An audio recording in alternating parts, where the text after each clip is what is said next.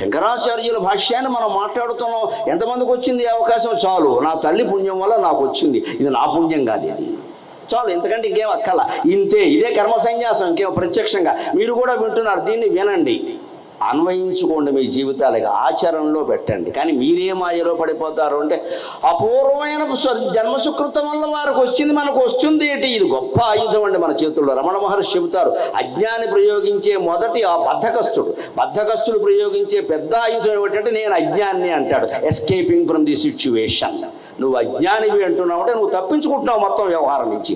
ఉన్న జ్ఞానాన్ని కూడా అంగీకరించడం నీకు ఇష్టం. పైగా రమణ మహర్షి అంటాడు, తాను అజ్ఞాని అంటున్నాడంటే తాను అజ్ఞానం అనే విషయం వాడికి తెలిసింది కదా, అది కూడా ఒక జ్ఞానమే కదా అన్నాడు ఆయన. తాను అజ్ఞానినే అంటున్నాడు, ఏదైనా పెద్ద విషయం చెప్పగానే మేము అజ్ఞానం మాకు తెలుస్తాయి ఏంటంటే అవన్నీ, ఇదో పెద్ద ఎస్కేపిజం అండి, ఇది నాటకం అండి, ఇది నిజంగా అది నాటకం.